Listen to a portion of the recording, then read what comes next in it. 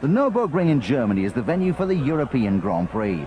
Rain is forecast for the race, but it'll start dry, although there are dark clouds hanging over Eddie Irvine, who lines up 9th after a difficult qualifying session. His championship rival Mika Hakkinen starts 3rd, while David Coulthard outqualified his teammate for only the 2nd time this year. On pole on home soil is Heinz-Harald Frentzen, only the 3rd of his career and his 1st for Jordan. Waiting for the lights, and it's an aborted start. A massive anticlimax for the drivers, who are pumped up with adrenaline. A short delay while the drivers retake their positions, and this time they get away. Frentzen's off well, charging down to turn 1. Hakkinen's made a great start, up to 2nd and putting Frentzen under pressure as they turn in. In car with Alexander Wurz. Hill slows in front. The Austrian has to take evasive action. That's a huge shunt for one of the Saubers, causing major concern in the pit lane, not least in the Sauber camp. It's Pedro Diniz, but he appears to be okay. The rest of the field bunch up behind the safety car. Frentzen leads from the 2 McLarens, with Schumacher 4th and Fisichella 5th. 6 laps behind the safety car, and the race gets underway.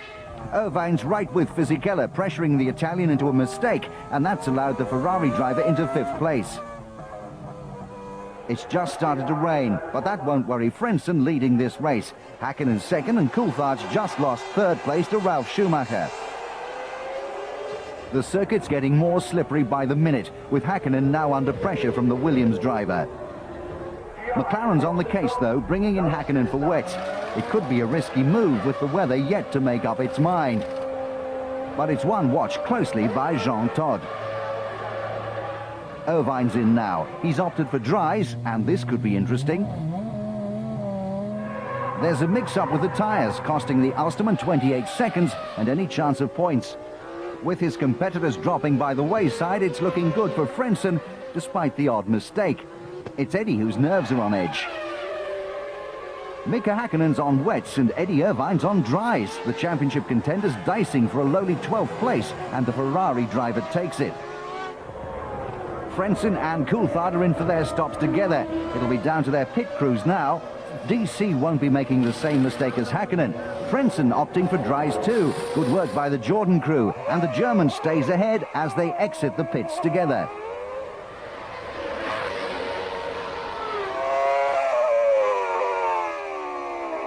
There's a problem with the Jordan, though. It's slowing. DC's through to 1st place. Jordan's dream of winning the championship is surely over. The Scotsman now with a good lead. But he's gone off. Unbelievably, he's driven straight on at the corner, across the gravel, and is unable to stop. Double disaster for Ron, with both cars now out of the points. Giancarlo Fisichella is the new race leader, and he's lost it too. The treacherous conditions catching the Italian out, and a major blow for the Benetton team. Ralf Schumacher moves into 1st place. The young German's driven a splendid race, never out of the top 4. But he's in trouble now. In the pit lane, please. Puncture right there. Schumacher must now limp back to the pits, but it's not easy on 3 wheels with almost a whole lap to complete. The Williams driver makes it back, but with so much time lost, he's dropped to 5th and lost any chance of a first victory on home soil. A win that would have been Williams' first for 2 years. Incredibly, Johnny Herbert, who started this race in 14th, now leads the European Grand Prix. A fantastic race for Badoa and Minardi too, the Italians up to 4th.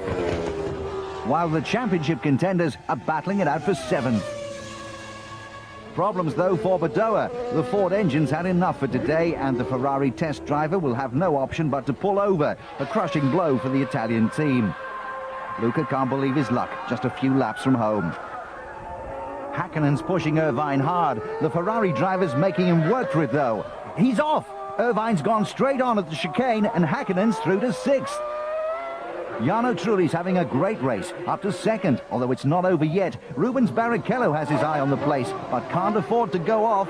Jackie needs the points to beat Williams in the Constructors.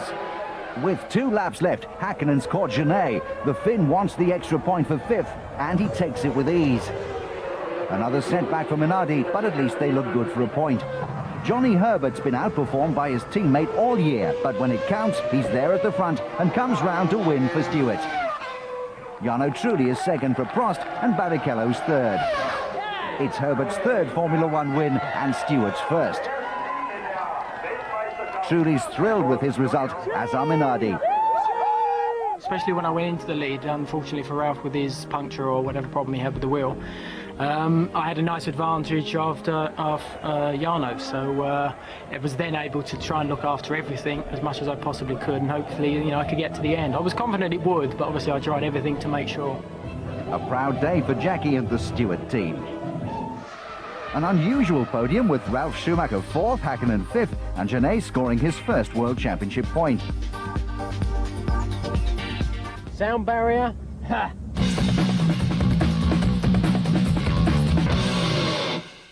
In his career, Johnny Herbert has been very lucky and very unlucky. At the Nürburgring, it was the turn of good fortune, partly brought about by the mistakes of the title contenders.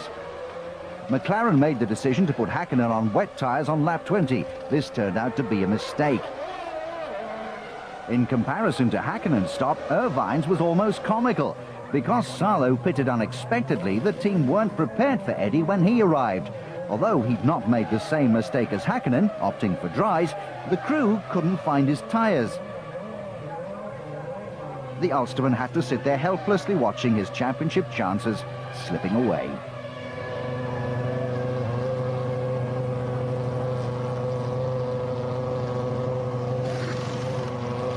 The Ferrari driver lost over 20 seconds in the mayhem and rejoined in 13th place. Mika Hakkinen soon realized that he was on the wrong tyres, having lost a lot of time. He lost even more when he stopped just 4 laps later for dries. Herbert had timed his decision to change tyres to perfection.